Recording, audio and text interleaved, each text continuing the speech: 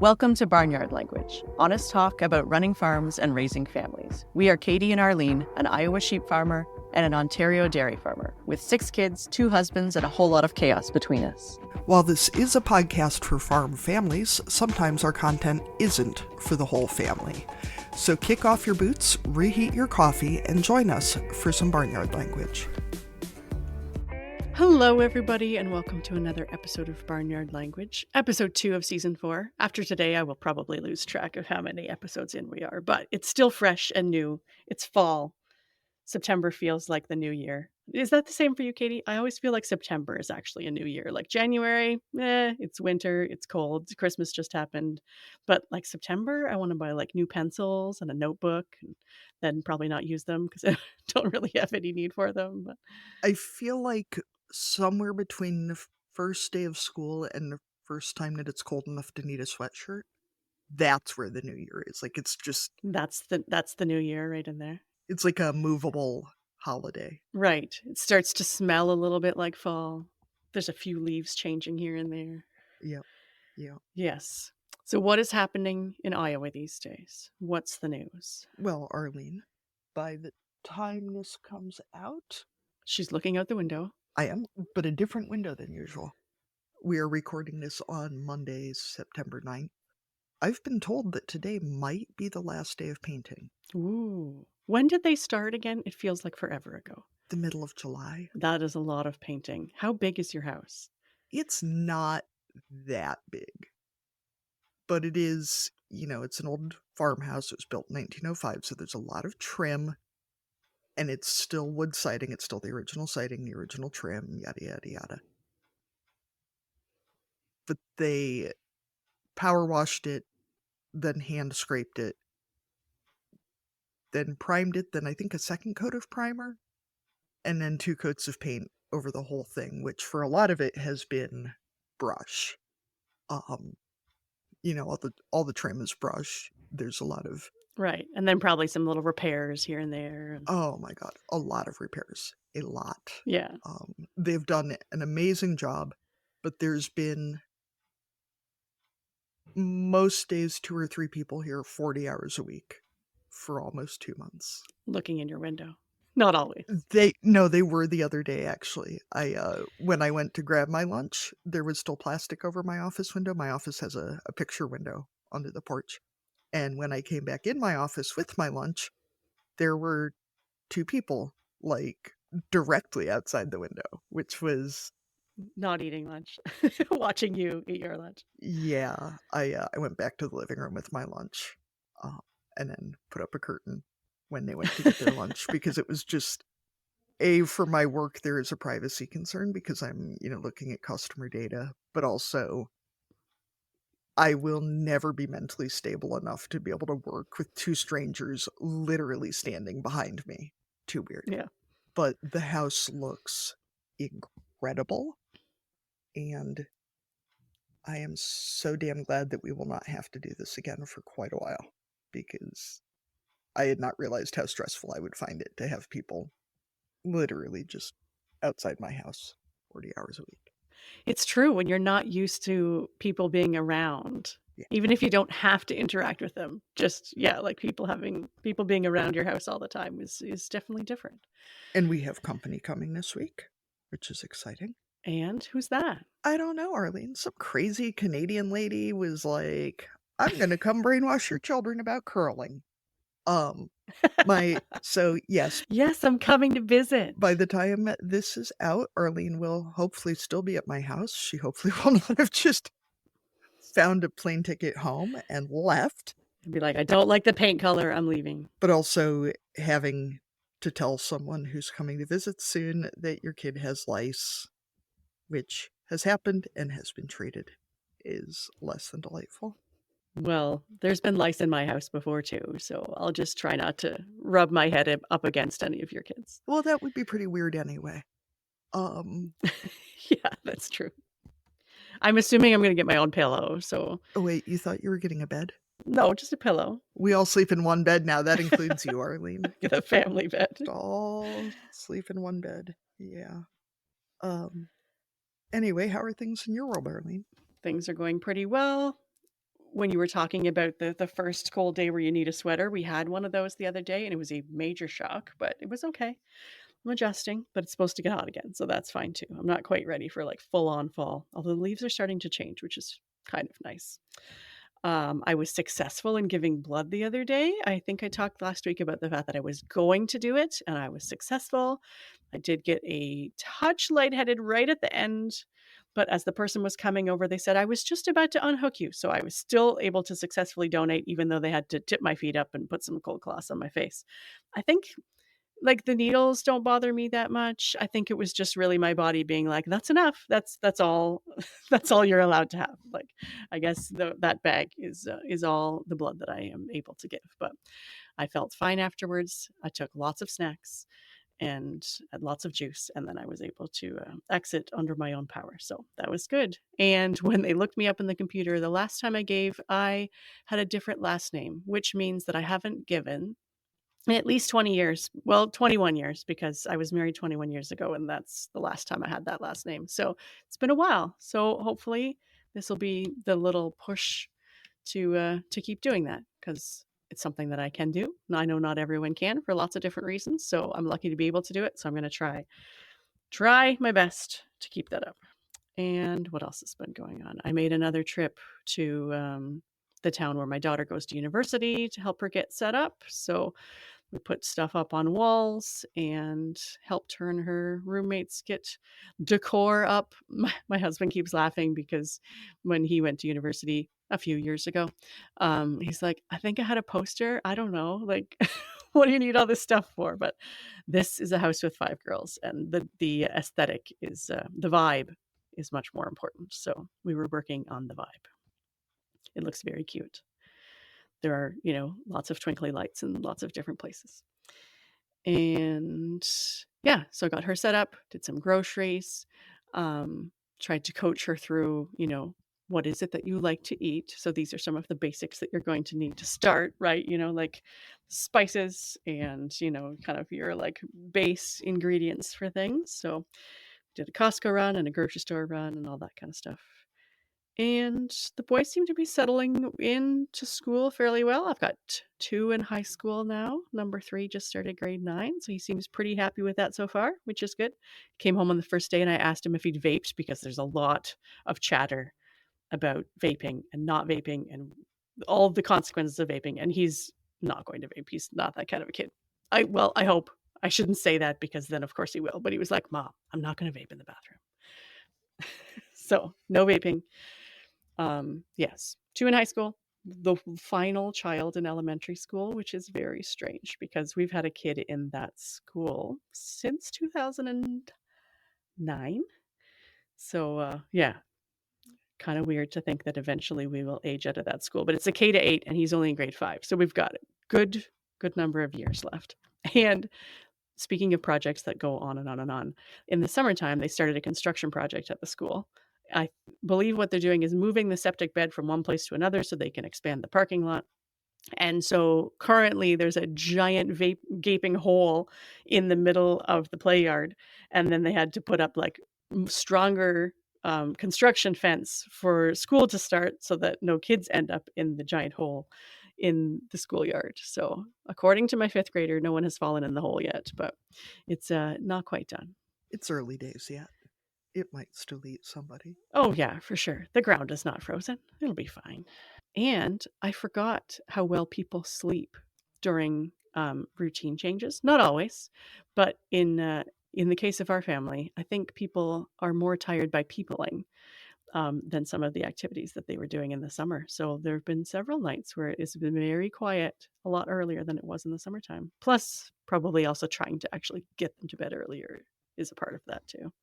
It getting dark earlier has helped substantially in getting my kids to bed before 10. And also, yes, I had not realized how exhausted they were just by humaning, although they've been in daycare all summer. Mm-hmm. It's a different kind.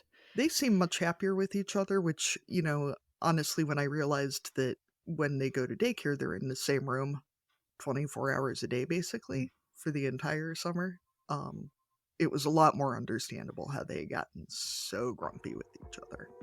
So they are much happier now that they're not spending all of their time together. Well, should we invite our next guest of the season to come and join us now? I guess we better. But first, Arlene, tell us, are you having fun in Iowa? Oh, I'm sure it's great. I'll tell you about it next week. Okay, sounds good. Charlotte, we always start each of our interviews with this very same question, and this is, what are you growing? So that can cover crops and livestock, but also kids and careers and businesses and all kinds of other stuff. So, Charlotte, what are you growing? We are growing a farming life, basically, with Jersey cows. Very exciting. So I believe that you're a parent too, or you're growing some kids as well. Oh, yes, we have 2 children. Yeah, Anna and Rufus. Very English name, that, isn't it? Rufus. Yeah, they are 11 and 7. Very cool. So starting to get into the bigger, maybe more helpful ages as a farming parent. I know that that's not why we have kids, but they do start to get more helpful. Yeah, no, breeding a workforce is well up my street. I love it. Yeah. So how many cows are we talking about, and what kind of setup do you have? What do we have? So as of yesterday, we have 200. We spoke to the guy who we bought them off just for a number for the bull for the ear tag. And I was just wanting to register some calves. So I'd asked him really nicely, what's your bull's number? And I was like, how are you getting on? Have you got rid of everything? And he said, oh no, we have still got all the young stock. We can't seem to get rid of them. So we literally went, oh, well, we fancy being a little bit more skint in our lives. So we've now got, they arrived yesterday, a load of heifers, in-calf heifers, and young stock as well, like little babbies and things. And we literally cleared him out. But yeah, for a very good price, which we're really pleased with. Nice. He wasn't even trying for a sales pitch, and it just worked out for him. No, I think he wanted just personal circumstances. He wanted out. There's a big pipeline going through his farm, and he was just happy, I think, to be out, which is great for both of us, really. It was a really good situation. Mm-hmm. And to have one spot where all of his animals are is probably kind of nice too, if he wants to check back in with anyone. Yeah, for him, I think that was really nice for him. But for us, from a biosecurity kind of point of view, it was great to have them all coming from one place. We didn't want to be buying 20 from here and 20 from there, that kind of thing. So it's really, really good to have them all together. Charlotte, we did something similar buying our beef cattle from a neighbor. Has your neighbor been driving by real slowly to check on them? When you first bought him, did you get that? Because it was a couple weeks before he stopped driving by. And thankfully, I don't think he ever actually brought the trailer with him. But there was a lot of cruising past real slowly, which I totally understand. These cows are a lifetime's worth of work for a lot of folks, and I get it. But I'm just wondering if we're the only ones who've gotten that check back. Well, he was maybe 90 miles away, which to you guys is probably a lot less than what it is to us. But yeah, I think it's helpful that I tend to stick everything all over the internet, so he doesn't even need to leave his house to check on me. And you'll get the odd text message like, oh, what are you doing? Like, I think you should do this. I think you should do that. But yeah, it's all helpful. Yeah. But no, he wasn't driving past. No, he wasn't driving. It could have had a feedback out the window, like enticing them away from you. I feel like with jerseys, it'd be a little harder to tell them apart, though, even on a drive-by. At least with a Holstein or something spottier, then you can definitely pick them out, even on a video, to be like, oh, I know who that is. Yeah, definitely. They are individual for sure. Yeah, and we have beef Normandies, and Gerald and Marie just live about less than 2 miles away. So, I joked, though, that That's really nice for them, though, isn't it? Yeah, and it's been nice, too, to be able to buy some cows from them, because we drove past a lot of times looking at those cows before we started buying any, and now we still do. Roy's dad had some land coming down the lane, we call it, which is just this way. And we'd be muck spreading and spraying thistles and whatnot, checking cows. And there was this farm next door that we always literally just, it wasn't even an attainable dream. It was just a bit of a dream. Do you know what I mean? And now I'm sat in the office, and it's crazy to think that these things happen. But, people get older, don't they? And don't necessarily want the hard work of farming. So tell us more about that story. So you bought the farm next door. Is that where the cows are right now? Yeah. Yeah, right now where we are, yeah, there was a guy called Tom Savage, and he had Jersey cows. That's what they did. Foot and mouth wiped out his black and white herd, and then they restocked with Jerseys.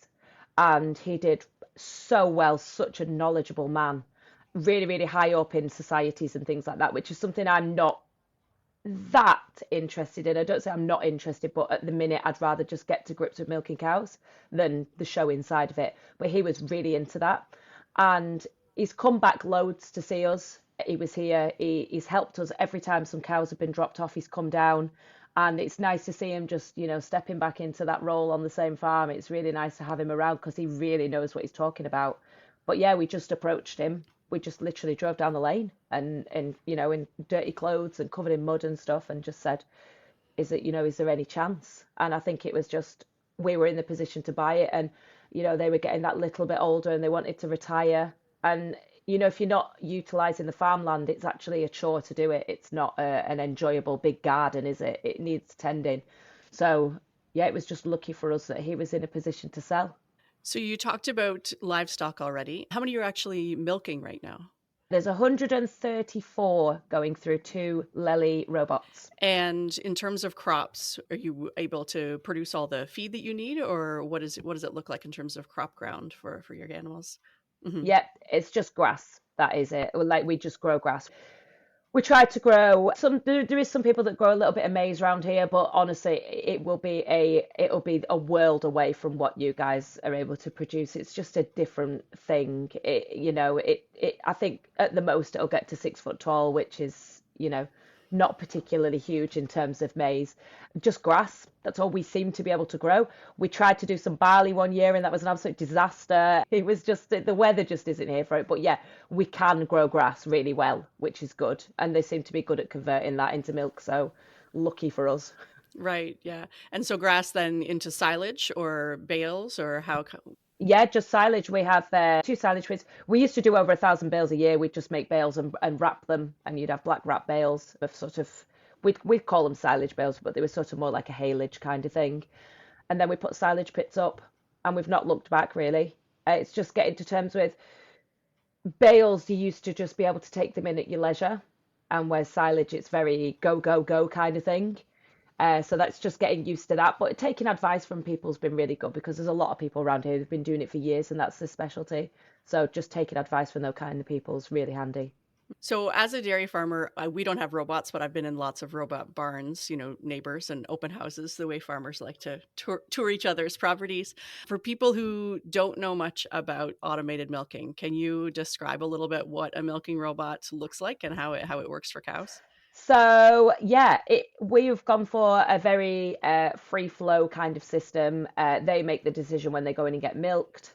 We weren't a dairy farm. We were a beef farm, beef and sheep. That's what we did. And, it was very yee-haw. There was lots of shouting and hollering and waving, and, like you don't hesitate at jumping on something. And it was very rough and tumble, that kind of thing. And this is very calm. Like, there's no shouting, there's no sticks, there's no nothing. They just do it, and it's just a different way of working with a different animal.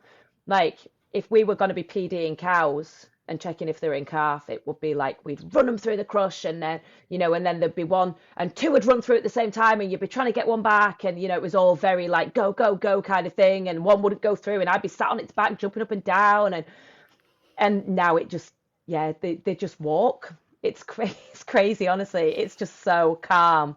And that's one of the things that I've had to get used to, because you don't have to push something through. You just put it in the computer, and then in the morning it shed it off to the back and it stood waiting for you, which is just a world away from what we are used to. But yeah, they're going to be, the low yielding cows will be grazed, the high yielding cows will stay in. Ideally, we had this perfect little utopia vision in our heads that everything was going to be grazed, and they were going to be lying around on the fluffy grass, and it was all going to be lovely and green, and and then you get advice from people who know what they're talking about, and they come and they say, no, you're literally going to do damage to your cows and stop them producing by letting all these high yielding cows out, they need a controlled diet and all the rest of it. They need to be looked after properly. So we've got a grazeway, which it just lets them out and in and out through just the collars, just tells them whether they're allowed to go out or not. So we will set that the lower yielding cows and the ones that are ready to dry off can go out, but the high yielding ones stay in. So it's just all learning how to work a system like that, because it is very new to us. I feel like too, as a beef producer, and from what I know of the few jerseys I've worked with, it seems like if you tried to work jerseys the way people normally work beef cattle, they would probably just die of horror from the whole concept. Like they don't seem like real rough and tumble animals. Like I've met some that were sassy, but never like Angus can be. You know, never like I've never seen one be like, fuck you, I'm going to take your barn down. You know, like Angus are just like, to hell with you. Like, I will destroy this place. Yeah, they literally will run through a wall. But yeah, no, they're more likely to, if you shouted at them and you got cross at them, they're more likely to just lie on the floor and just sit there looking at you like, what the hell? Like they're really pathetic little things. And like we've noticed, if there's something, even the slight bit of something off, or one's got its ears down or its eyes look a bit sad, do something about it there and then, because otherwise, like with a beef cow, you've got that time, that grace period where you go, oh, she's looking a bit peaky, we'll see what she's like tomorrow. There is no see what she's like tomorrow, because they just go downhill so fast. So it's just working, it's just a different animal altogether. It's funny though, isn't it? Like you go to all these meetings and things and round tables and discussions and things with arable farmers and beef, sheep, all the rest of it, even fruit farmers and things. We're all under the same kind of umbrella, but God, they're different. So different. Well, and it's amazing how much, especially with livestock, the species or the breed can make or break what you're doing. Because, I know people who've had hogs and hated them, or had sheep and hated them, and it's just, don't torture yourself. Just find something you enjoy, because it's not going to go well. You're not going to make money. You're not going to make money anyway, but you're really not going to make money if you hate it. Well, it's just a better quality of misery, isn't it? Why be miserable and not make money? But no, I think you've got to love it. There's our new tagline, Arlene. A better quality of misery.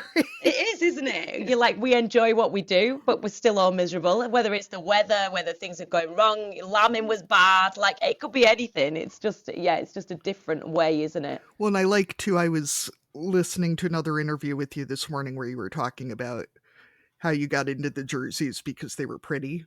And I don't feel like that's a bad thing. I mean, if that's like the only thing you base a decision on, that might be a little negative. But I mean, as someone who's raising beef Normandies largely because they are pretty. And yet you're made to feel bad for saying things like that, like it's some kind of lesser reason, which is ridiculous. Like, don't get me wrong, for a small scale producer, which we are small, like, it's not a big farm, is it?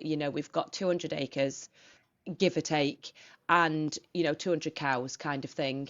We're not massive, but it needed to be something slightly niche, but not niche enough that it would break you if it went wrong.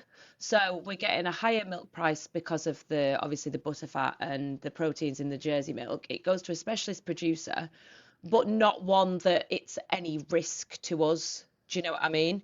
And it needed to be a smaller cow that was lighter on the feet. There needed to be more efficient converters. And it just so happened that the guy who lived here had the right idea. And I used to stand next door, when me and Roy first started going out, and I just kind of followed him around like this aimless puppy. Do you know what I mean? With petting cows and God knows what, which to look back now, I was the most embarrassing thing. We used to have matching boiler suits. There's a picture. I'll send you a picture to put on because it's absolutely hilarious. We were so pathetic, matching Valtra boiler suits. And I was just so besotted with like the whole, what the way of life should have been. And then you actually get farming and you really get into it and you realize it's absolutely nothing like that whatsoever. And you're just always tired. You look rough. Everything's stressful. You've never got any money. You're never clean. The kids smell of slurry. And you know what I mean? It's just a different thing altogether. You don't even have time to get your children ready for school in the morning. So like they end up going in the filthy, and I'll drop Rufus off at school and I'll look at him. I'm like, Jesus, there's a tide mark around your neck. You really need to have a wash. Like, or like I have to get the hairdryer out in the morning and dry the clothes because I'm so stupid that I've forgotten to put them in the dryer at night. And it's like, you're like, is this the life I wanted? I made a lot of decisions that got me here, so clearly it was, but yeah. I know. But I made this, and you know what? It translates across every sea that we've got. All of us will be in the same boat, and everybody seems to look in from the outside and think, I want that life. Isn't it good? And then when you're in it, you're like, oh, hon, you have no idea. Podcasts are free to listen to, but they aren't free to create. Katie and I would appreciate your support as we work to build the Barnyard Language community. Patreon is an easy way for you to make a contribution that goes directly to making the show. As a member of our Patreon community, you get to watch the video version of our weekly updates, complete with questionable hairstyles and clutter. With 3 levels of support, you can choose a tier that works for you. Keep the podcast going by becoming a patron today at patreon.com/barnyardlanguage. So that actually leads really well into my next question, and I'm going to bury the lead a little here. This assumption that anyone who marries in doesn't want to be farming, that we've just been dragged into it kicking and screaming and definitely aren't wearing matching outfits and taking pictures of rando strangers' cows. That does not sound at all like anything I would ever have done. And also, the other day I was brushing my daughter's hair and I was like, I don't think your hair's been brushed since we saw Aunt Jamie last week. And my husband goes, that was 2 weeks ago. And I was like, well, okay, I'm a great mom. But you know what? My kids love it. My 7-year-old doesn't give a shit if her hair doesn't get brushed. And we wouldn't trade it for anything, despite the fact that we are gross and broke and exhausted, But I think that's why, like, podcasts and social media and stuff, like, and I feel I do a lot of videos. I mean, I'll put like literally videos every day of varying forms on varying platforms, and I enjoy making them. But also the connection that you make with people that you've never met, you don't know them, you're never gonna see them either, which is the funny thing. And they're going through exactly the same things as you, and they'll write to you, and I'll be like, I did a post the other week and it was ridiculous, and it was a joke about my pile of washing. I can't even show it you, it's that embarrassing. Like, seriously, it is. Social services should come and take my kids off me. Like, it's that bad. Like, it is so huge, this pile of washing. It is a mountain. And then if you go in the living room, there's a pile of drying that just hasn't been put away. And do you know what? If you want clean clothes, go through that other pile and find the clean ones. And if they've not been washed, put them in. And then it's just a circle. They never get put away.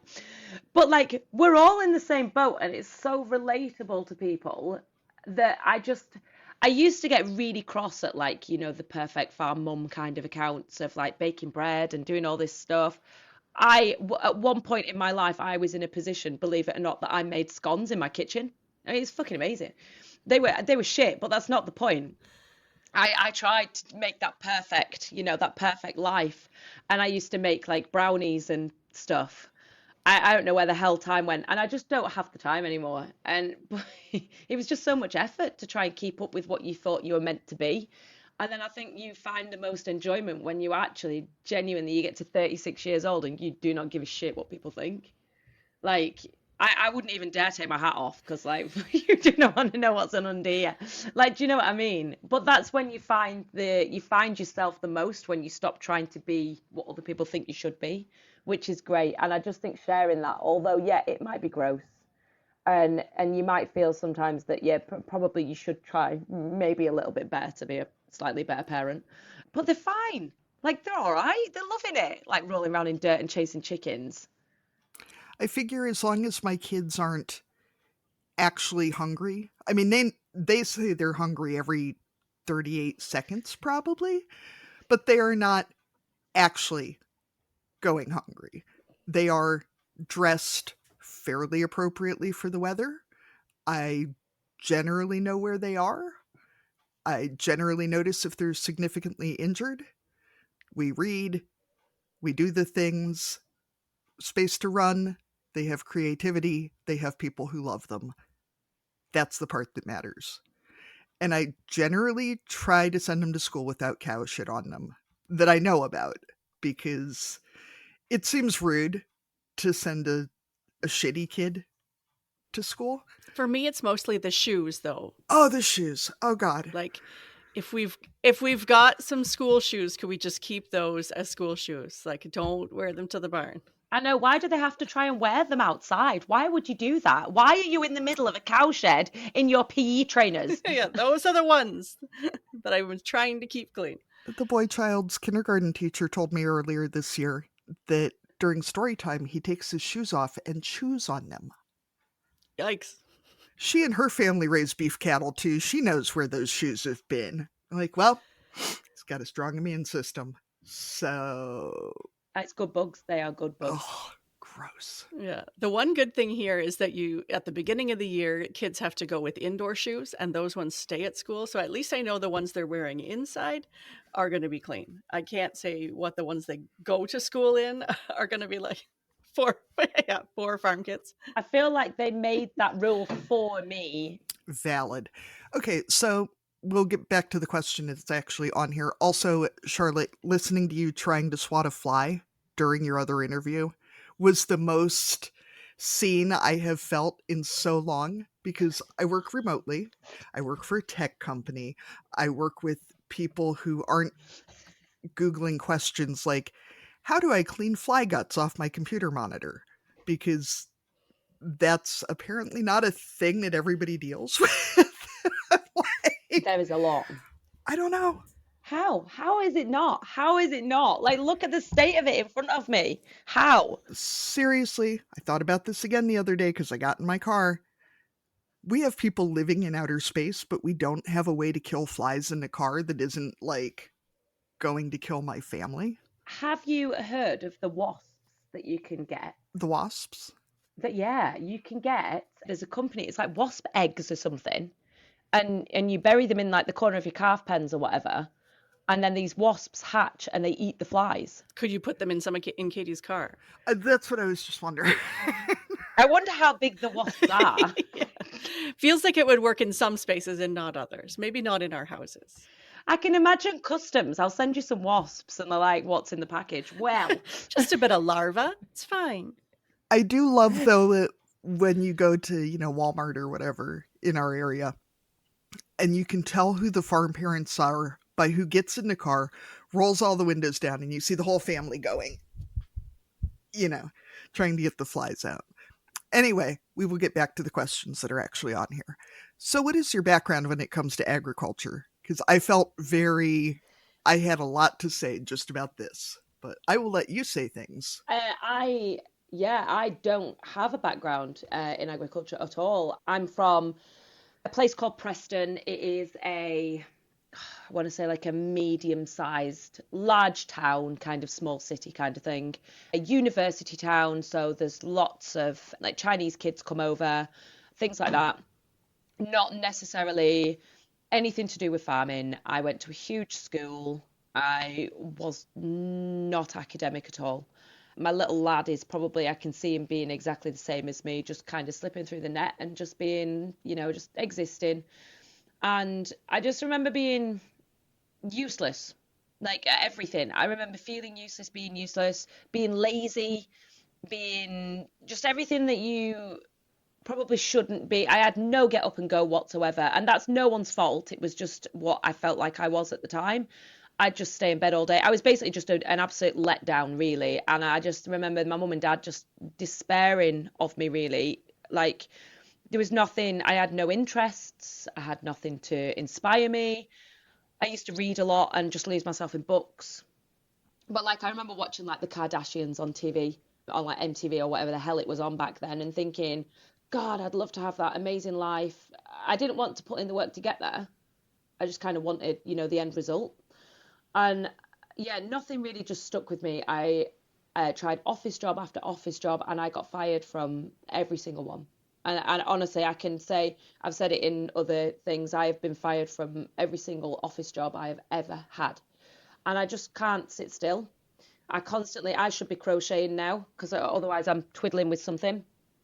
But like I get distracted really easily. So if I start reading this in front of me, like I'm gone. It's ridiculous. So I was a carer. I used to go around and do care in the community. I'd go and look after old people, sick people, that kind of thing. And I absolutely loved it. I thought I'd literally found my calling.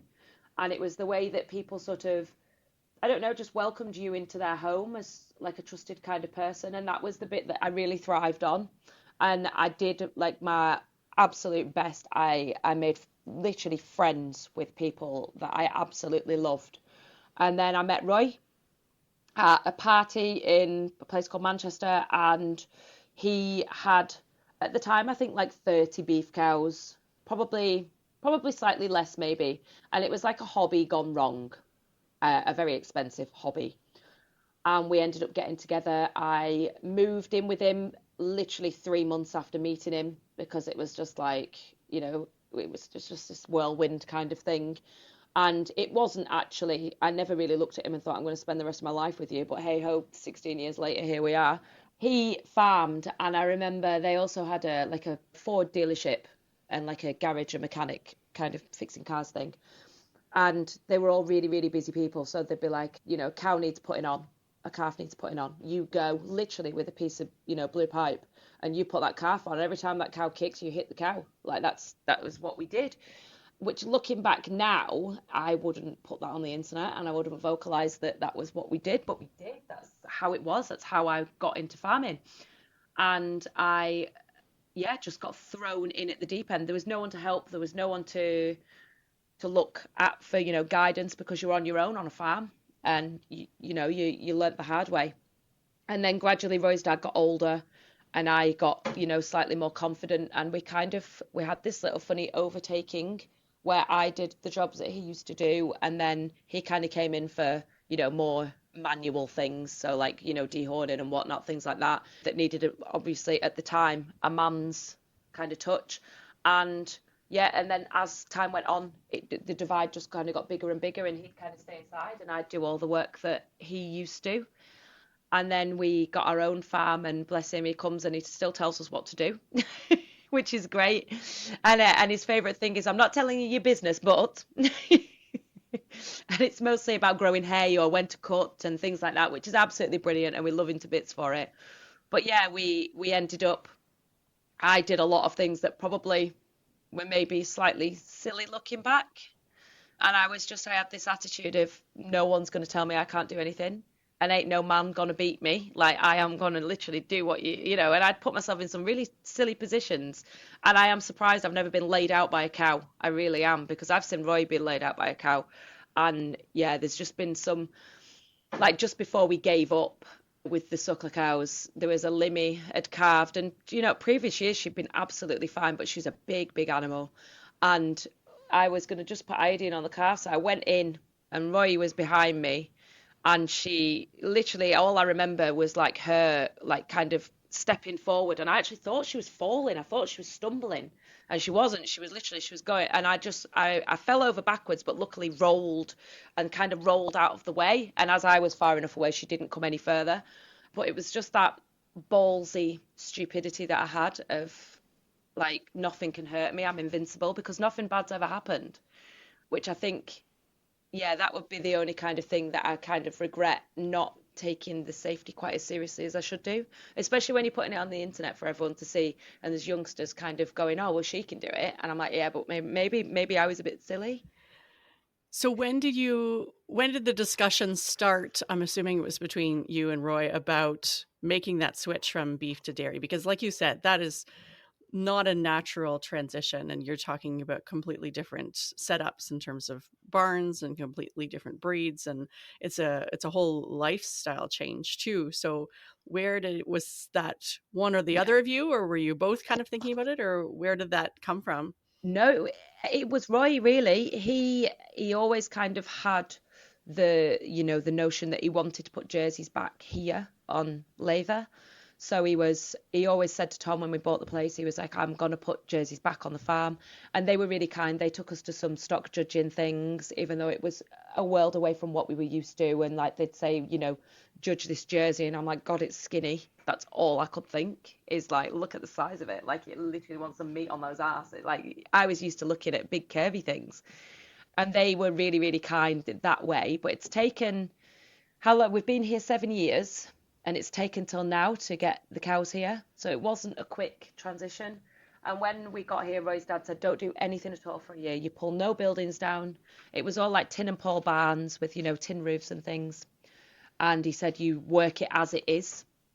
And you know what? There was nothing wrong with it. It was great. It maybe didn't look quite as fancy as a new setup, but there was nothing wrong with it. And we worked it as it was. We had no pneumonia problems. Everything was absolutely fine. And then we started making changes, but the changes were for jerseys in mind. So when we put up the calving shed, it wasn't built for housing 30-odd, 40-odd suckler cows.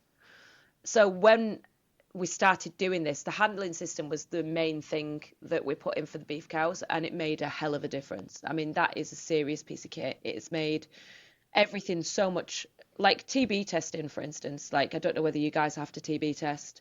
So it's like bovine tuberculosis. So yeah, it was just, that was one of the best things. Like TB testing is certain areas have problems with TB. It's transmitted by badgers, deer, rabbits, all sorts of things can carry it. And they test for it with avian tuberculin and bovine tuberculin, and they basically put 2 little shots in their neck, and they see how big of a reaction there is. And if one lump's bigger than the other, they've got a reaction, and then essentially the animal needs to be killed. Funnily enough, it still goes into the beef chain, so I'm not quite sure how the whole thing, whether... Yeah, people have a lot of suspicions about the whole TB thing. It's just a bit of a very sore subject because no one seems to want to try and sort it out, but there's lots of testing goes on, and it's quite stressful because you need all the animals in through the crushing one day. And, with beef animals especially... All ages? All ages. So I think a calf is at 35 days. From 35 days old, they need to be tested. Anything tiny is fine. But like we were bringing them in from the field with calves at foot, and then you're ramming them all through the crush, and you've got, your limmy cows literally stumbling over the top of these calves that have just been, and you're just like, oh, the stress was unreal. And that was one of the main reasons I'm finding that I'm really grateful for the switch, because these cows, they're all the same size, they're all really seemingly well behaved, and they just walk places, and I'm really grateful for that. I think that's really great. But yeah, that's one of the things that I'm finding really useful. But yeah, building the farm has been really interesting. We started building the shed in 2020, it went up, and then we started in January, I think, kitting it out, which was definitely a feat in itself because we did quite a lot with the builders, which I think we were more of a hindrance than anything. But, we were free labour, so... They had to give you a few jobs. They had to. Well, to be fair, they didn't have a choice. It was me stood there with a video camera.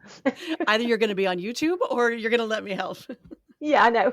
I know the feeling, though, of having the father-in-law that's waiting to help with something. Arlene, the painters are coming on Monday, and I'm already... It's on my to-do list today to ask my mother-in-law to find something that he needs to do on Monday, because he's... So you don't find him up on some scaffolding at some point? Or just telling them how to do it.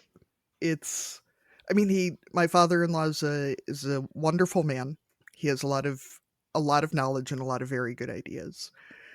But it really slows shit down if you tell the people you're paying to do stuff how to do stuff instead of just letting them do the stuff.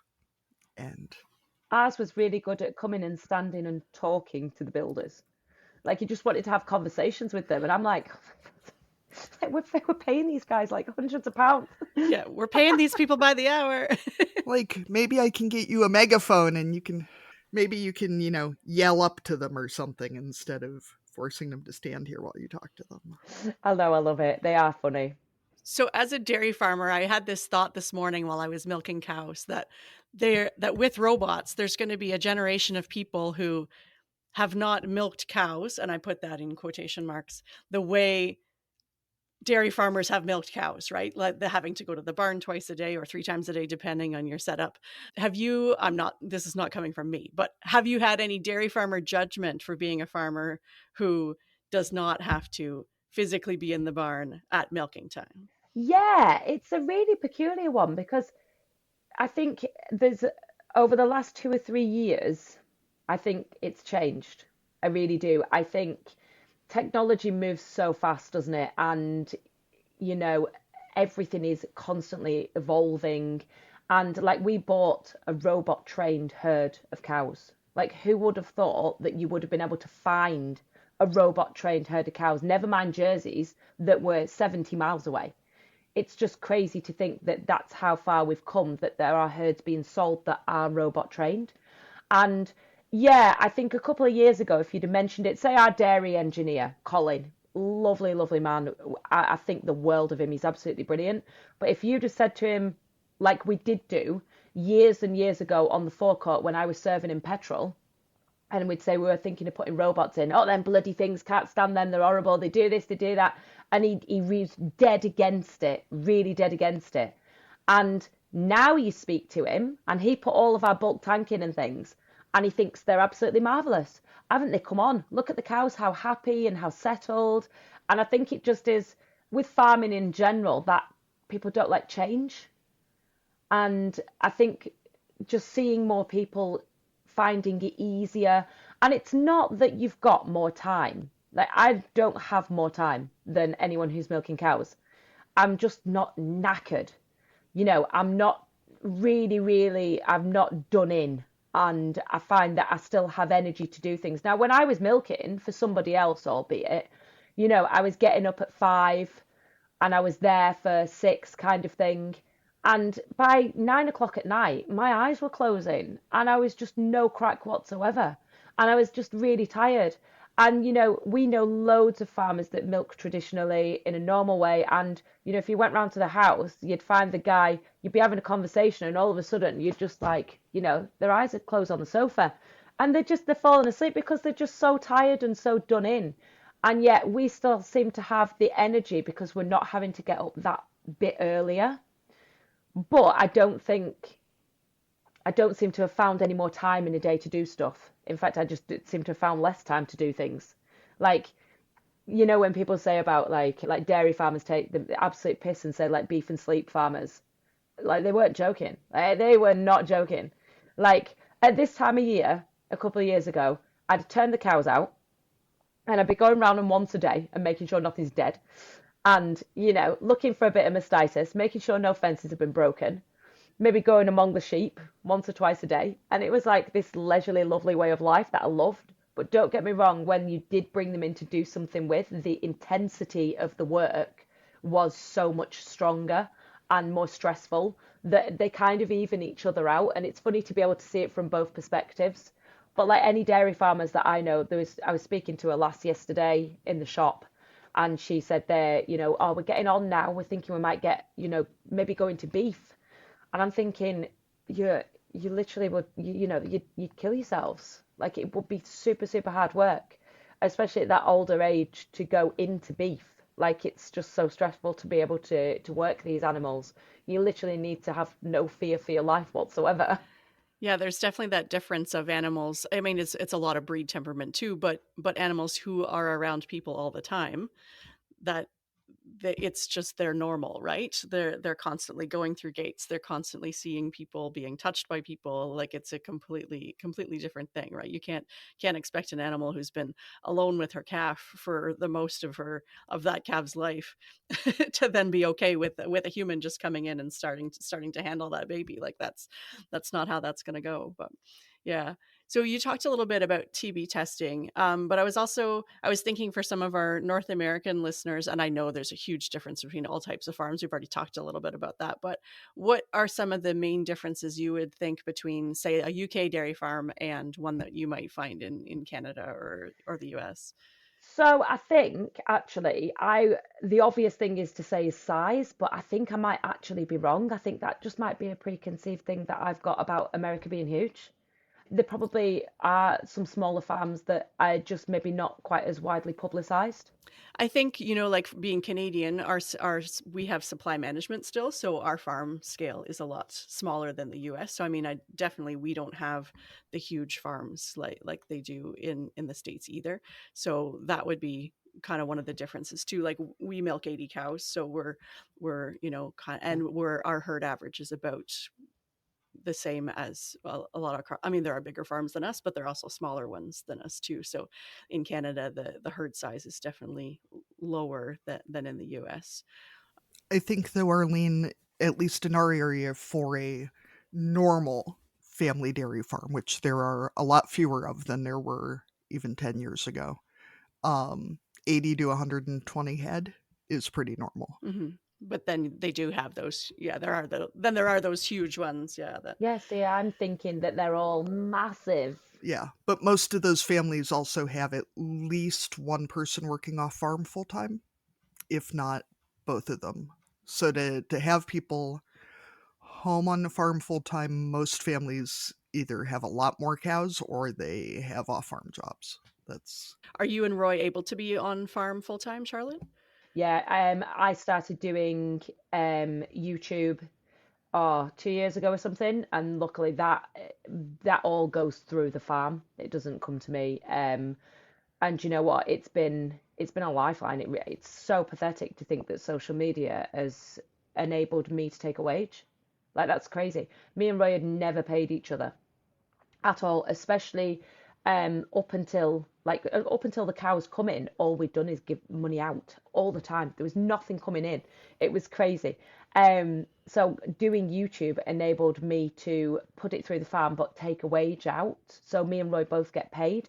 And it's not a lot of money, to be perfectly honest. It literally is 100 quid a week, which I don't know what that translates to, but it's probably still similar, not a lot. But it's 100 quid a week I wouldn't have otherwise. And we always try and say to people, like, we're so lucky in the fact that the farm pays for, your council tax. I don't know how your guys works, but like our council tax goes in and pays for, schools and roads and God knows what, and things like that, and broadband and, your telephone, like all these things that other people have to come out of their own back pocket, the farm pays for anyway. The cars, the diesel that goes in the cars, like I don't have to pay for that. So when I have a little wage, I don't cost a lot to run. We don't cost a lot to keep. And we're so lucky. Like my kids are eating like homegrown beef and lambs that were killed here and pigs that we reared ourselves that were killed. Well, they weren't. They were actually had to go to the abattoir. But all this meat and stuff that they're eating would be costing an absolute arm and a leg to be able to go and buy. I would not be able to afford to feed my kids this if it wasn't for the fact that it was essentially free to us, which makes it, yeah. But it's so much better for them. But they don't know they're born. Them kids, they don't have a clue. They do not. They don't know what ready meals are. They don't know what cheap food is and processed food, because they don't have it. But not because I'm some kind of prudish mum. Just because it's so much cheaper to feed them what we grow ourselves. That I wouldn't be able to afford to feed them off anything else. But they don't have iPads and things. Get outside, go and get dirty. I'd rather you do that than sit inside. You cause less trouble. Have they watched you on YouTube? Do they know that that's something that you do? Yeah, Anna finds it really embarrassing. She's 11, and she absolutely hates it.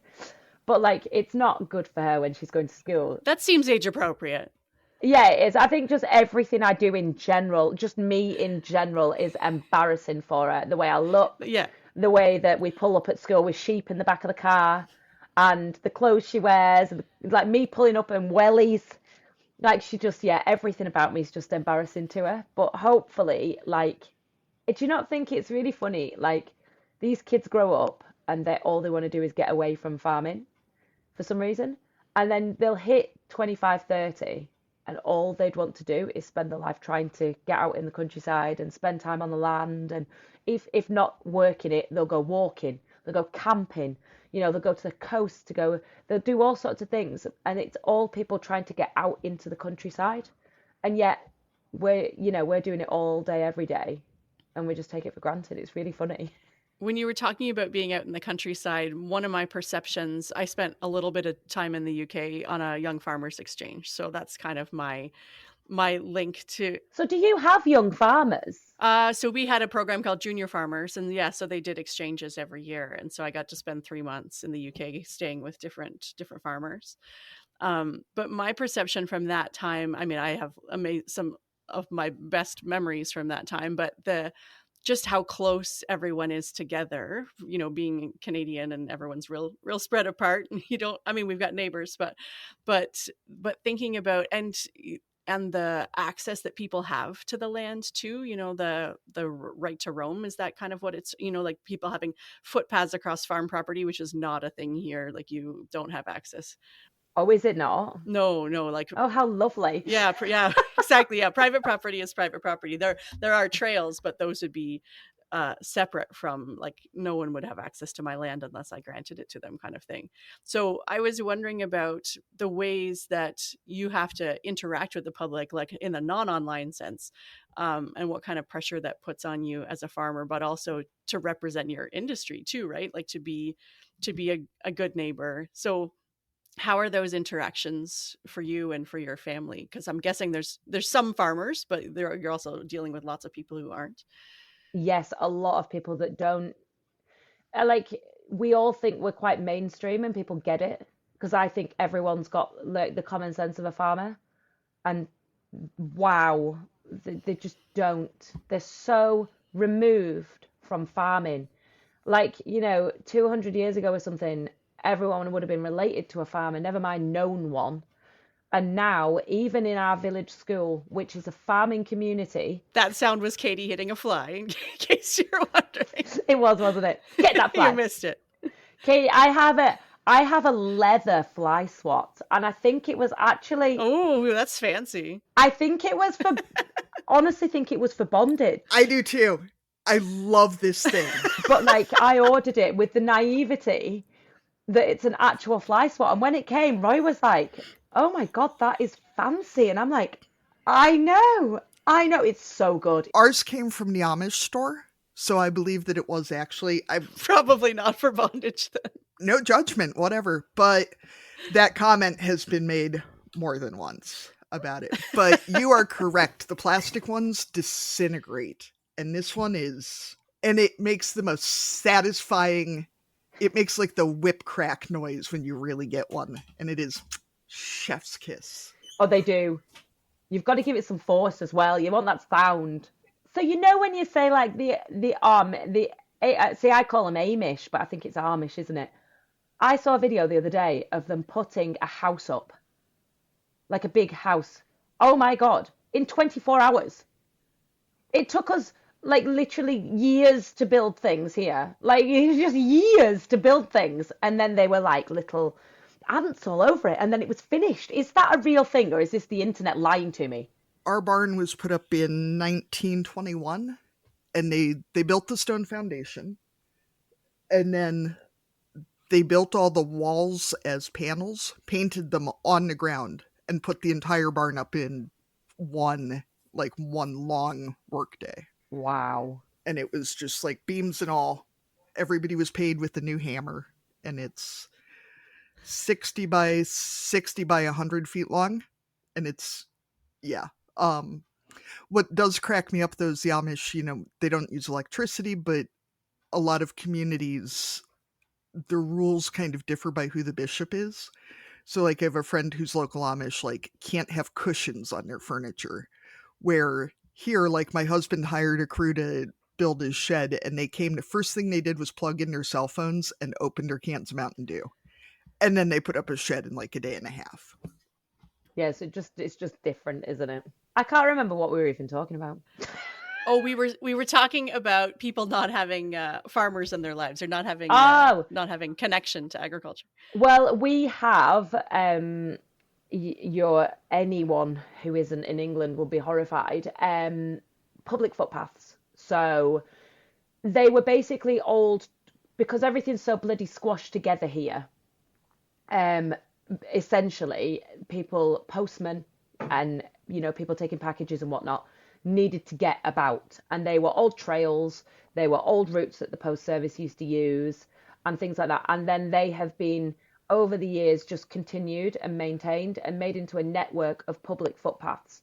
So we have now, I think, 3 only. But some farms that are near cities and, you know, like on the urban fringe, they struggle badly. I mean, it's horrendous. Like bales being set on fire, dogs, especially among your livestock, is a massive, massive issue. But like, if in comparison to where you guys live, we are so condensed and squashed in. You know, you can drive across the UK in what, a day if you wanted to, and there's that many people crammed into an island, so you're gonna have issues. So we tend to be, you're not really meant to, it sounds silly, you're not meant to put bulls where there's a public footpath, but I'm not being funny. I would be more cautious putting cows and calves out next to a footpath than I would the bulls. And then recently there's been a farmer who has been prosecuted. It actually, cow and calf, and the cow killed a woman, which was absolutely bloody awful.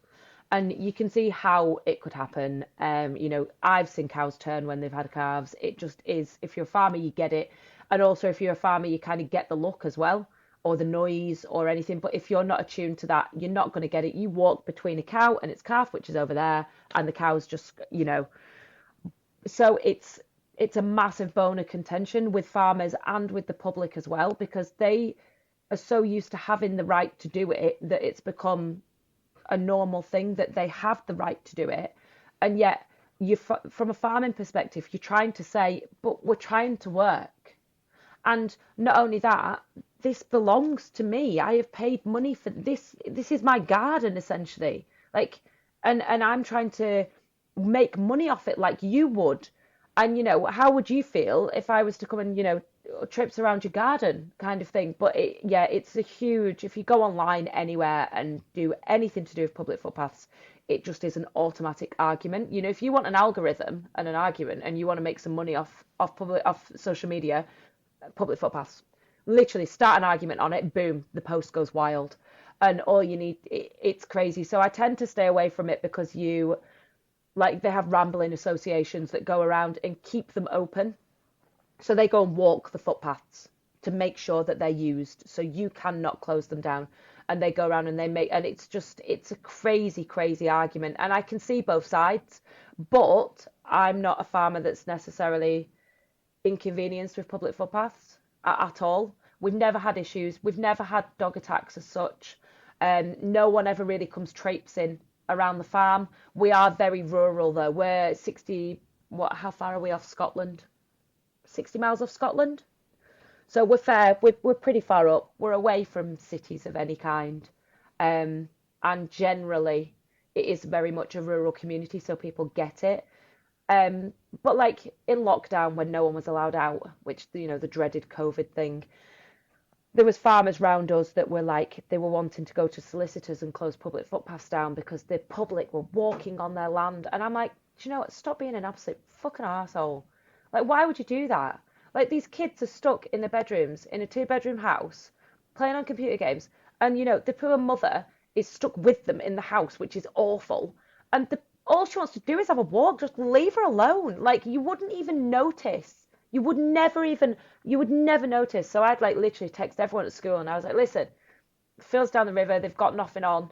It's direct, that's next to the village. We're a little bit further away, but the field's down the river. There's 40 odd acres next to the river. And Ray was like, just text him and just tell him, like, just do what you want. Like, try not to trample the grass if you can, you know, but just go and stretch your legs, use it as your own. Like, that's it. And there was people walking. And yeah, maybe the edge of the field was, you know, there was nothing on it, but did it bloody matter? Yeah, it was just, you get that really grumpy farmer thing, which I don't know whether you guys get it maybe as much because you're not faced with the public quite as much, but round here it's very much like, get off my land. And I'm just like, oh man, come on, get a grip. We do have coyote hunters here. That I don't know if coyotes are even a thing in the UK. Are they like dogs? Yeah, they're wild. They're about, Like smaller than a wolf. Yeah, 20 to 25 kilos. So like A wolf. Oh, sorry, a wolf. a coyote, but it's smaller. Well, no, like they're smaller than a wolf, but yeah, like a... And do they like no, just no. I wouldn't go outside. No, I mean we actually have upstairs the wolf gun that my husband's great-grandfather bought when he bought the farm, because the wolves would come out of the woods like on the property at night. And they had 12 little kids. Oh no. Oh, we wouldn't have that. Oh, I'd have an electric fence about. It was 1905. But the coyote hunters will, they hunt coyotes to keep us all safe from these 40-pound dogs that eat rabbits. Yeah. Yeah. They can cause some serious problems with sheep and things. And there's a whole... I'm not getting into this. But they will run them from one property to the next. And then they will say that they are doing me a personal favor by trespassing on my land, which is marked, and shooting animals that are technically mine because they live on my property.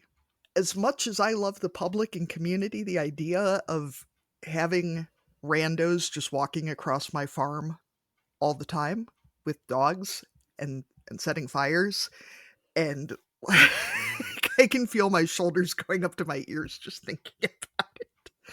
Because it's crazy, isn't it? I've called the sheriff and I've had some very strong conversations with some folks.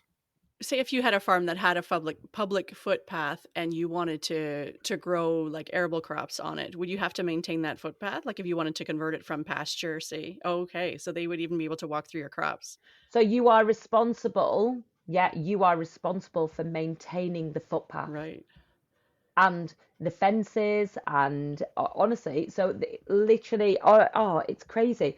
There was something the other day on Twitter, or X, or whatever the hell you want to call it now, and there was a guy who he had Cambridge rollers, so like the big fold-out rollers, and he'd obviously been doing something. And if you were a farmer, you'd understand what he'd done. You could see the edge of the field, all around the edge. They'd been using it to drive along. And, the crops were dead. There was nothing there. There was wheel marks you could see. So the guys parked the Cambridge rollers spread out across where, the car would be driving. And this guy's posted it on Twitter and said, I can't believe farmers would do anything to stop us walking on a public footpath, blah, blah, blah. All he had to do was bloody walk round it. But like, it's this, I think it's just this, it's like cyclists, maybe. You get like a thing with cyclists. Yeah, it's that very, I don't know, an entitled sense of kind of, I will do this, which is crazy. But I don't think, most farmers wouldn't care that you're walking around the edge of a field, on a footpath, which is absolutely fine. If you weren't damaging anything or, inconveniencing anyone in any way, it isn't necessarily an issue. But yeah, it's definitely a crazy, crazy thing that I can never get my head around how it still happens. Mm-hmm. Yeah, it's a huge difference from here for sure, because I know we grant access in the wintertime for snowmobile trails on some of our property, but those are marked and only seasonal, and you don't have to give access. Like that's a voluntary thing, and year to year, if things had gone bad, if someone had gone off the trail or done any damage, or if you just decided that you didn't want to do that anymore, then there's no obligation for you to maintain that access. It's something that you are doing out of the goodness of your heart, and it's wintertime, so nothing's happening on that ground anyway. But if it, say if it was a farm where you had put in a cover crop and didn't want the snowmobiles on it that winter, then you just would say no, and they would have to find another route to go on. But you don't want to be seen as this grumpy, miserable farmer. So you do. Yeah, that's the thing too. Yeah, you want to be a good neighbor to the people who live in your community. Yeah, the village is so close to us. Like if I went outside, I could see it kind of thing in the distance. And like even in the new building we've just put up, I've put like a balcony with an office and then this huge viewing balcony. And when they were doing all the gates and stuff, I said, can you please put a rail all the way around it? It's breeze block, but probably up to maybe my thighs. And it was just a little bit low for comfort when the children went up. And I just thought, And then I thought, well, while we're at it, we might as well get schools involved. So I've got in touch with our my children's school and said, when we're set up and we've got stairs, because at the minute we're going up a ladder, but when we've got stairs and things, do you want to bring the children to have a look? They're robotic. It's quite exciting. Technically it'd be quite a high welfare kind of unit where the cows are choosing to do what they want, and it's not necessarily, the stereotypical dairy unit that they would see, even in the media, where calves being ripped off their mothers and things like that. Which that's another thing as well that I'm getting used to. Like, I've spent all my life putting cows and calves together, and to take them apart is just a crazy thing in my head. But you do learn. I left a couple of them longer than I should because they were on withdrawal anyway because of the colostrum. And I just thought, why am I taking the cow to the shed to milk it, to bring the milk back to give to the calf, when I could just leave them together? Oh my God, what a carry on when they'd literally built that bond up. And I realised you just have to learn yourself, don't you? And then the next one that calved, I literally, as soon as it fell on the floor, she licked it clean. I took the calf. She didn't even know what had happened. She went off. She was absolutely fine. The calf didn't bawl once for its mum. And I was like, this is why it's done like this. And you realise yourself, like, why things are done like that. But if you'd have told me 6 months ago that we take the calves off because of this, I'd have gone, oh yeah, of course you do, kind of thing. But you've just got to learn yourself, haven't you? Yeah, it's a total different setup for sure. Why don't we use that as our transition point into kids? It's not the same thing, obviously. We kept ours around. Oh, I sent mine straight out to the barn before we got attached to them. Okay, Yeah. good. Yeah, lick them off and then send them away. So we talk a lot to our guests about that transition point of becoming a parent for the first time, and as moms, what that was like. So can you talk a little bit about when you first became a mom and what was happening on the farm at that time too, and how has that kind of changed over the years? Yeah, how old was I? 25, maybe 26, something like that. Anyway, I was picking ragwort on my due date, it's like a weed that we get. And it's quite an invasive thing, and it literally takes over all the fell side. It's yellow, it's beautiful. I don't know if you guys get it. Bright yellow, and it's stunning, and the bees and everything love it. But if it's pulled and dried, it is toxic to horses and can kill them. So you try and keep it pulled. It's not good. If you swamp it with sheep, they'll eat it early enough, and then it never grows. But obviously, if you're not a sheep kind of person, as we weren't back then when Anna was born, which is 2012 now. And yeah, I just had it in my head that I was not gonna let it change anything that I was doing. So I probably killed myself a little bit too much, and did some very, very silly things.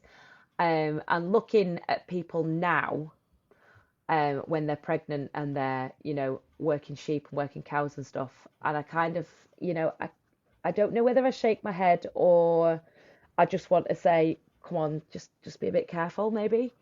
But nothing bad ever happened to me, and I was very lucky. I spat kids out in like 8 minutes, and easily as well. And I couldn't give advice to anybody else about childbirth at all because it was literally that easy. Like, they just flew out, and it wasn't a bit of bother to me at all. I think I was just probably should have been made for having more than 2 kids. And like, I'd advised a girl at nursery, Becca, bless her, she was having her first child, and I was like, oh, Becca, it's a piece of piss. I said, honestly, I said, you go in. I said, everyone makes it. I said, there's no noise. There's none of this. Ah. I said, it doesn't happen like that. I said, oh, it's not that bad. I said, it's like having a massive shit. And like, you fire this kid out and everything's fine.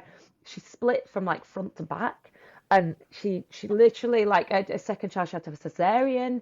And she had a really, really tough time. And I was like, that was the moment that I kind of realised, you say nothing to anyone ever again about having children, ever. Because mine were just so easy to do.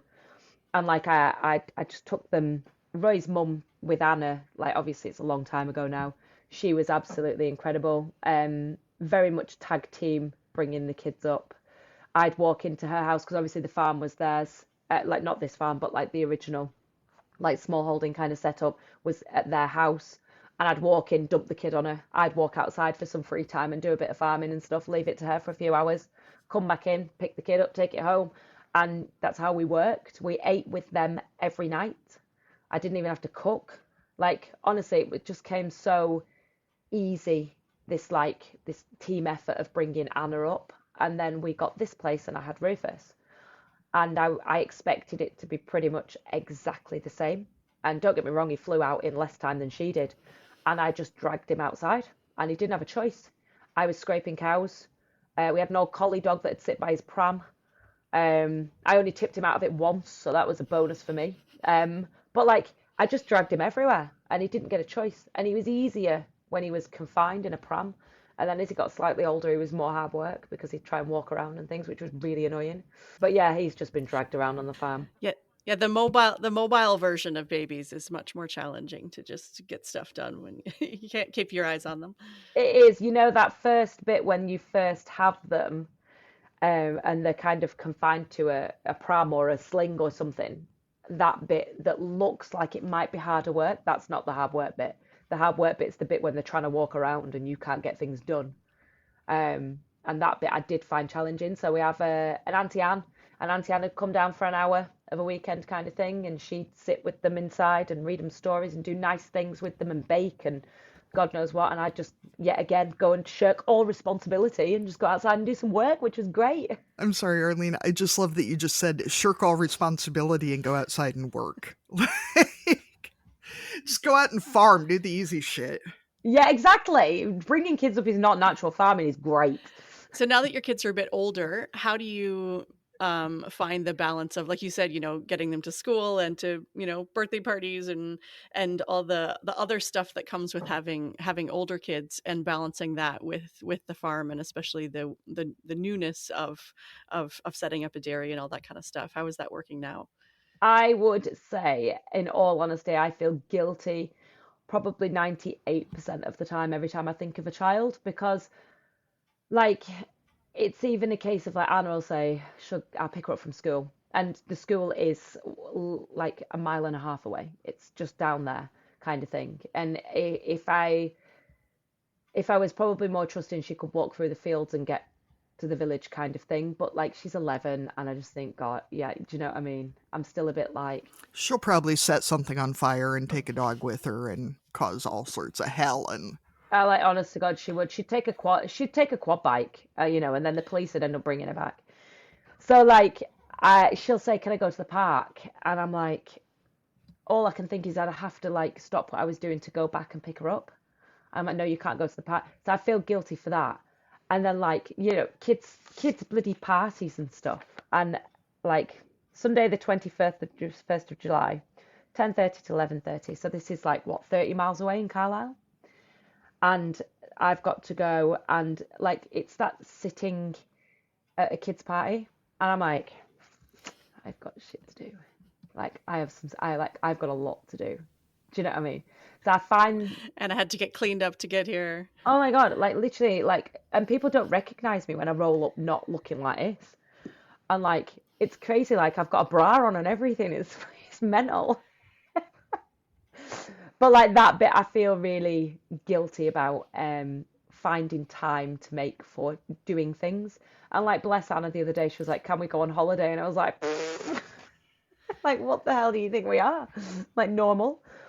But yeah, I think social services should have probably taken him away at some point in the past. I tend to think the farm's a garden, and like I'm just in the garden doing stuff. Like I could be 3 miles away and the kids are in the house. And that's the bit that I struggle knowing morally where you sit, leaving your children in the house when you're not there. Because yeah, I'm still on the property, but I could be a long way away. I could be further than going to the shops kind of thing for other people. So that bit I find kind of hard to know where you sit. And like you ask anyone else about it and they kind of go, shh, shh, shh, shh, don't talk about it. Just don't talk about it. Like it's one of the things you don't talk about. But like I know people, the mum and dad were milking and they'd have a walkie-talkie. And the walkie-talkie would be in the middle of the landing, in the middle of the children's bedrooms. And at 8 o'clock, they'd be like, right, get up for school. And that was how they got woken up in the morning. Like, it's a different way of life, isn't it? Yeah, they're good. He only fell out of his pram once. Oh, yeah, he did. Yeah, he did. He toppled, like the whole thing fell over, the whole pram. God, I felt guilty. Oh, my God.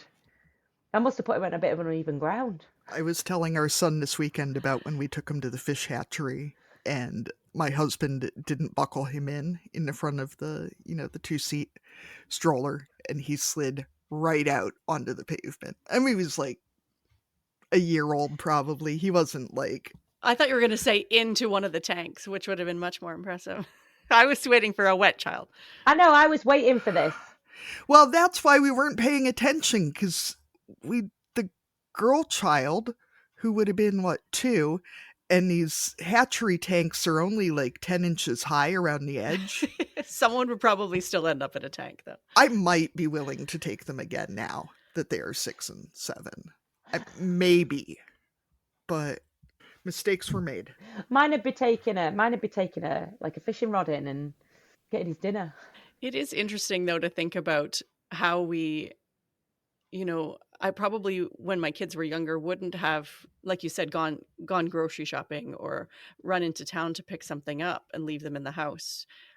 But yet, with so much of those farming tasks, it's like, well, it's right outside the door, and they'll be fine for a few minutes or an hour or 2 or whatever.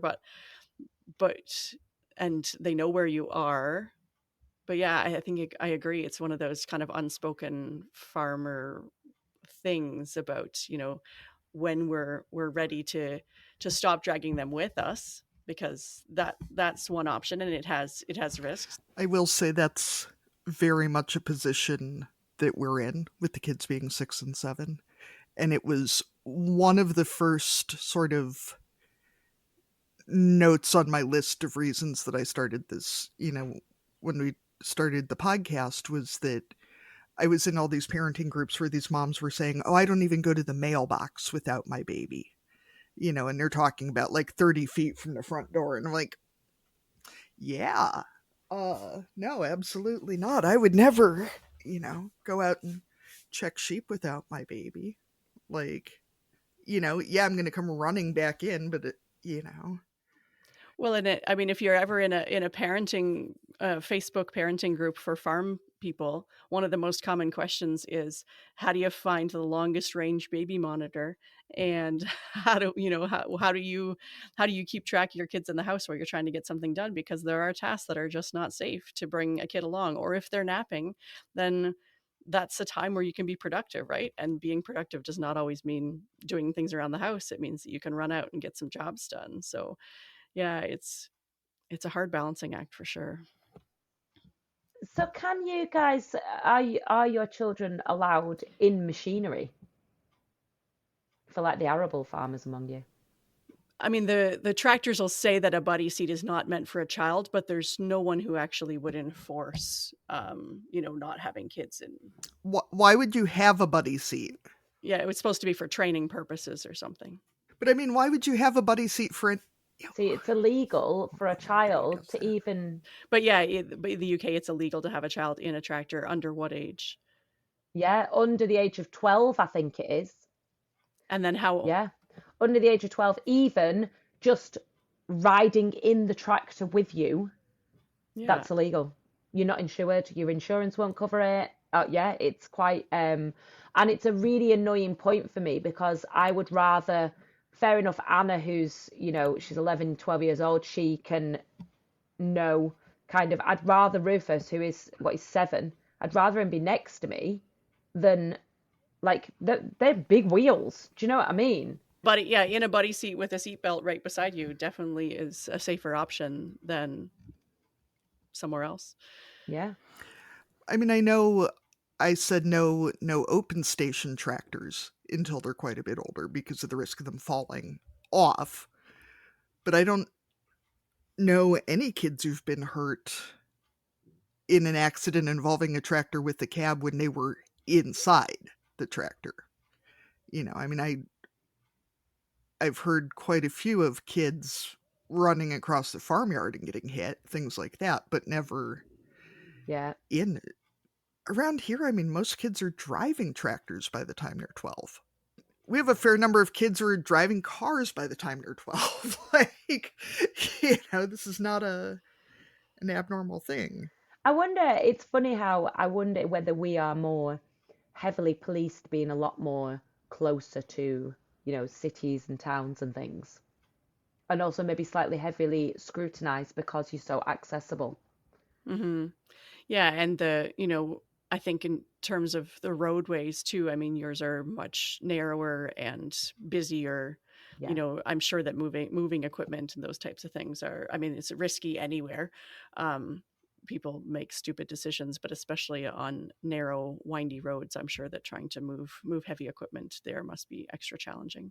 That's that's a good point though, Arlene, because I guess the accidents we do see with tractors with cabs generally involve other vehicles hitting them, something of that nature. Where generally we're on our farm, you wouldn't leave the farm property to go from one field to the next. I mean, you might be on the road, but it's our property on both sides. There's not a lot of traffic or anything. So that is a very different situation than like having to cross highways or something with the equipment. So Charlotte, you already talked about the guilt, but what about the good stuff? What is your favorite thing about being able to raise kids on a farm? Do you know what? They've got so much space, and they can like you'll he's got into archaeology this month. We're doing, and he's going to be an archaeologist, and he's stolen some axes, and he's gone onto a pile of dirt that we've tipped from somewhere, and he's finding all sorts of stuff, and he's got this tiny shitty metal detector that I'm going to get him a proper one though. And he's like trying to find treasure and things. And you'll walk around the corner and you'll look across this field where this big pile is that it's just topsoil that we've dumped, and it's been there for years. And he's digging in the side of it, and I just think, do you know what? It is so much better that he's like that than the kids at school talking about going on Fortnite and all this, computers and like the things that come home from school, like warning us about like online gaming and things like that. We don't have any of that, like, because they don't have it. They did have an iPad, and I took it off them at Christmas just because I could see it. Just all they wanted to do was play on the iPad, and I'm like, you haven't been outside for weeks. You don't even know what's going on. Like, oh, the pig's still there. No, the pigs were killed 3 months ago. Do you know what I mean?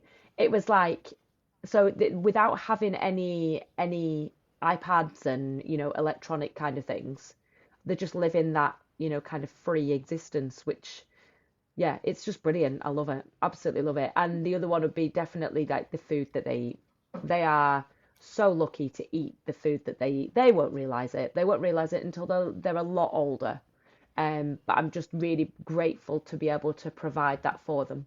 I thought the other day it was funny. We sell a little bit of meat out of our freezer just to friends and neighbors, and I had written some prices on the side of some roasts and some steaks because we've got freezers at our house, but also my in-laws have freezers at their place, and they had more room because there's just the two of them there. So there were prices on the side of some things, and my father-in-law said to me, I was afraid to take meat out of the freezer because I didn't realize how much it was worth. And I was thinking the same thing with our kids, right? Someday they'll go to order a steak at a restaurant and be like, what? Why does that cost so much? Yeah, but even like the roasts and things, I could not afford to say, like last night we had a roast of beef, and it was a big hocking piece of beef. It was huge. And then I used about a quarter of it, and then then the night after I put it in a stir fry, and then I chopped it up for sandwiches. Like you do, you just use it all. That piece of beef would have been 60 odd pounds, like for a piece of meat. And I'm like, how, like, turkeys at Christmas were 110 quid. Like, that's crazy. Yeah, and then you think about how much we actually get for those products, and how sad it is, the difference between what the farmer gets and what people are actually paying for it. Someone's making money, aren't they? That's probably why they think we're all rich. Yeah. All right, so we ask all of our guests, if you were going to dominate a category at the county fair, what would it be? And categories can be real or made up to ensure that you win. Felted artwork. Needle felting. Absolutely love it.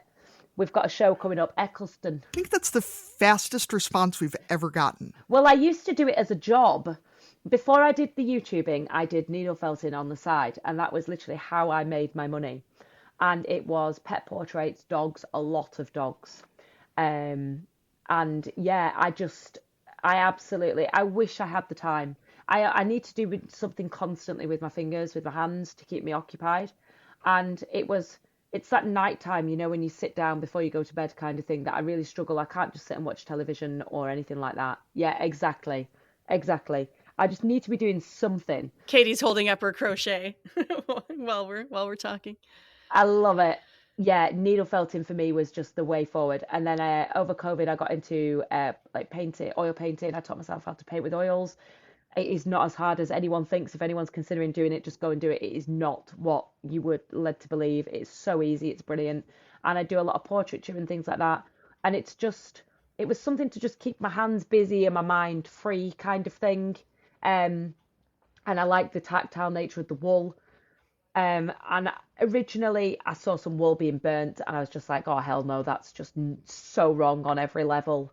And that's how I started. I picked up some of the wool that they were burning and I took this little bundle of black zwabble wool home and I made a zwabble sheep with the wool. And it just pleased me making that, that round kind of journey with this wool.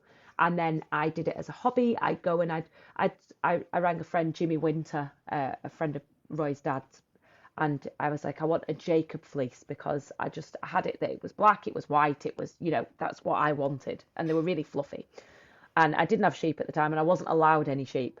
So I went and I picked up this smelly Jacob fleece and I washed it in literally with the kettle and the pan and I dyed it in tiny little pieces, and I dried it in front of the fire on a thing I'd made out of sticks, and I just thought I was the shit. I thought I was amazing. I was so at one with Mother Nature, and then I gradually did it on a large scale, and I bought myself a drum carder, and I now have a shed full of wool and no time to do it, and that makes me really cross. I think everyone on this call probably has a craft hoard. I know I do. I got my loom set up yesterday, finally. Oh, really? Oh. Yeah. Yes, Katie bought herself a loom. So Charlotte, I think I may have actually seen, do you have an Instagram page of your needle felting? Yeah, I do. Yeah. Charlotte Ashley Art, I think the Instagram is. Yeah. I think I may have been following you for quite a while, actually. No way. Because I am dog portraits. I really want to commission one of my and wool. It's the perfect combination. Yes, dogs and wool. There's a dog portrait behind me. I got one sent back. They didn't like it. So there is actually one behind me, and it's not the best one. Oh, harsh. I know. It was a learning curve indeed to have something sent back. But yeah, it was just a random German Shepherd. Aww. It's been there for about 2 years. But I should have said, it. When people are like, wanting something off you, you don't often say, no, I don't want to do that. You just say, yes, I can do anything because I'm obviously invincible. And she wanted a picture of her German Shepherd before the groomers had taken the hair off its ears because she didn't like them doing that. And she wanted it slightly more like when it was a puppy, but with the colour of when it was an adult. And I went, oh, yeah, that's fine. I can do that. And then it came out like that, which I thought was a really good kind of sort of a mashup of what the dog what she wanted, but obviously she didn't like it and she was like, no, I don't like it. And I was like, do you know what, just fuck it, just send it back. I don't care, I'll give you your money back. I can't be asked with the hassle, like just send it back. So yeah, I've got we called it, his name was Jerry Lee, and they were kind of like gypsy kind of people, which was an interesting kind of person to deal with. They like to have a deal, you know what I mean, and they're very loud, these kind of guys. And yeah, she just didn't like it at all. And I was like, do you know what? No hardship, just send it back. So I've got Jerry Flea. I renamed him. And yeah, he's been sat there for 2 years. So if anyone wants Jerry Flea, just have it. Just text in, do whatever. You can have it. I'll send it all the way to you. It's not really anyone's dog because it's elements of a dog that were never all in existence at the same time. Yeah. I love that. All right. At the risk of us talking for more hours, I'm going to move us into our cussing and discussing segment. So if you're a listener and want to submit your cussing and or discussing, you can go to our SpeakPipe or our email. They are both in the show notes. Katie, what are you inspired to cuss and or discuss this week? Grocery shopping. I was just thinking about this, about the price of meat. So we have all these gardens, My guinea pigs, I planted a shit ton of lettuce. They won't eat the homegrown lettuce. They will, for some ungodly reason, I don't know, they won't eat it. So when I go grocery shopping, because we raise our own meat, I'm raising our vegetables, you know, we buy milk, but I usually buy it at the local creamery. So when I go to like Walmart or whatever and I buy groceries, it is literally processed shit and cheese and like 20 heads of romaine lettuce. And every time I go to check out with like this mountain of lettuce and then like Pop Tarts, Pepsi, and a 5-pound bag of shredded cheese. And I'm like, I promise we have food at home. Like, we have laying hens.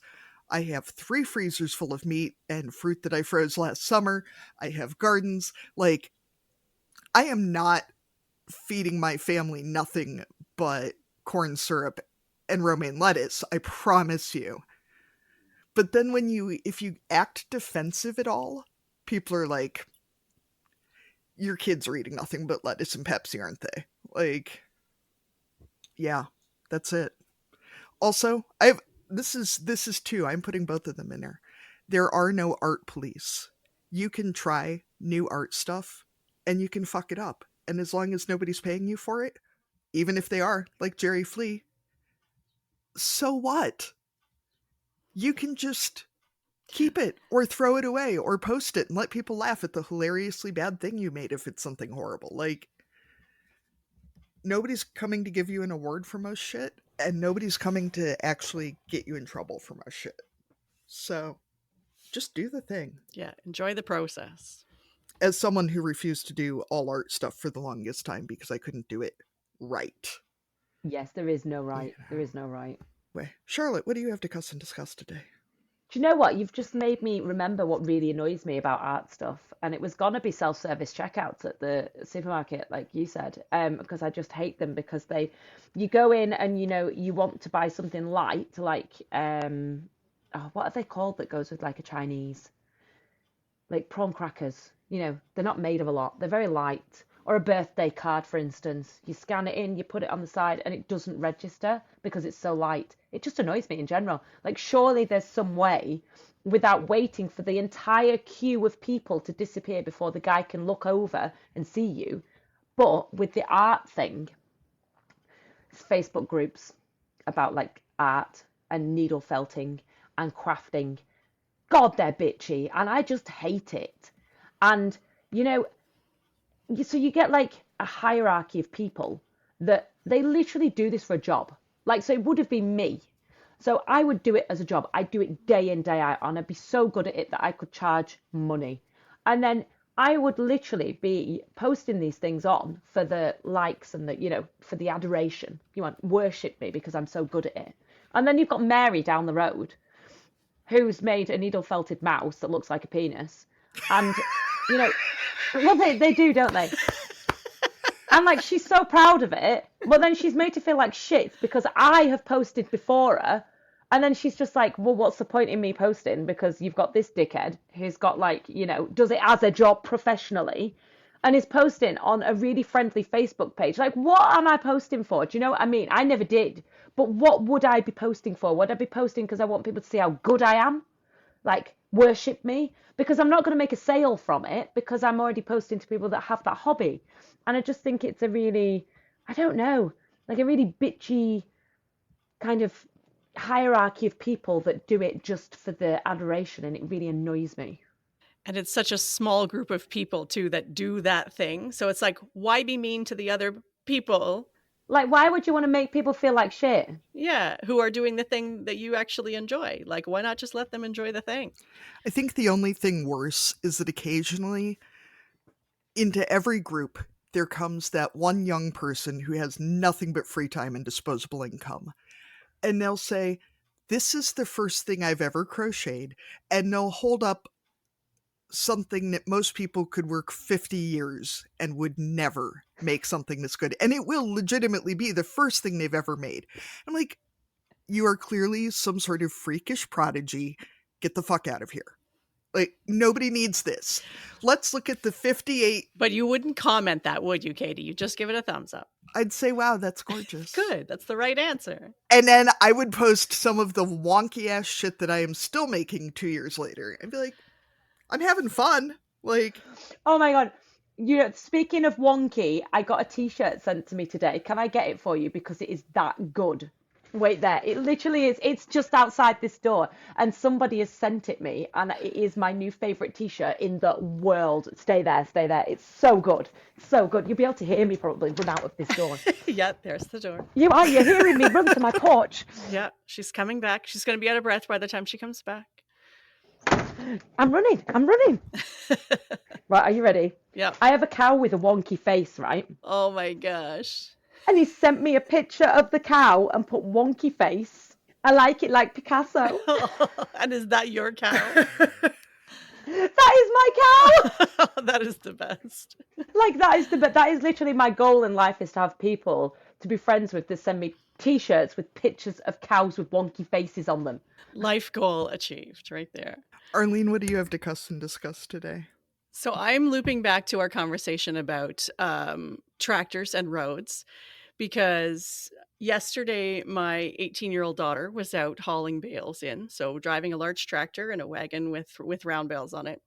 And I mean, I get angry at people who make stupid moves and try and pass tractors on the road, but it gets even worse when it's my kid who is driving that tractor. And she came home and was... It's not even my kid, and I want to set this person on fire without even hearing the rest of the story. Exactly. And we live not too far. Like, I'm getting on a plane and coming. Yeah, exactly. So we're not too far from most of our fields, but there is a relatively busy road that we have to travel on. And there's a left-hand turn that you have to make. So for Charlotte, that would be okay. But for us, that means you're crossing a lane of traffic. So people think on that corner that even if you've got your turn signal on and large flashing lights on your tractor and you're 6 times as big as their little car, that they should still pass you before you try and make that turn. And someday it's going to end badly, and it's going to be for the person in the car, but it's also going to have consequences for the person driving the tractor. And I just hate that people can't wait a few seconds and just look and see, what is that vehicle doing? And maybe could I wait 30 seconds and let them do what they're doing first before I try and risk my life and go past it? And it's just so not even frustrating. It's just like anger inducing that there are people out there. And yesterday, we're recording on July 2nd. Yesterday was a holiday. Yesterday was Canada Day. People did not have to work. They were not rushing to their jobs. This was like the middle of a sunny summer day. Like, enjoy the view. Look at that farmer who is working when you have the day off and you're probably going to a cottage or a boat or whatever you're going to do with your day. And just like, let them do their job and don't risk your life, because you're the one who's going to have the consequences of that. But anyway, stupid people who can't slow down for a tractor. That is my cussing and discussing today. Yeah. Yeah. All right. I'll take a deep breath. And I'm going to say thank you so much, Charlotte, for joining us today. I just love, we've had some Australians on recently, and now we've had you on. And I just love how, like you said, it doesn't matter where in the world we are. It feels like farming parents just get each other. So if other listeners want to see you on YouTube or any of the other socials, where should they find you so they can see your wonky faced cow and what you're up to? Just on everything I've got, it is Charlotte Ashley Farm. Thank you for joining us on Barnyard Language. If you enjoy the show, please support us on Patreon with a donation. Big thanks go out to our show editor, Krista Paffrath at the Rural Podcast Network. Please rate and review the podcast wherever you listen, and follow the show so you never miss an episode. If you want to connect with other farming families, join the private Barnyard Language Facebook group. We are always in search of future guests for the podcast. If you or someone you know would like to chat with us, get in touch.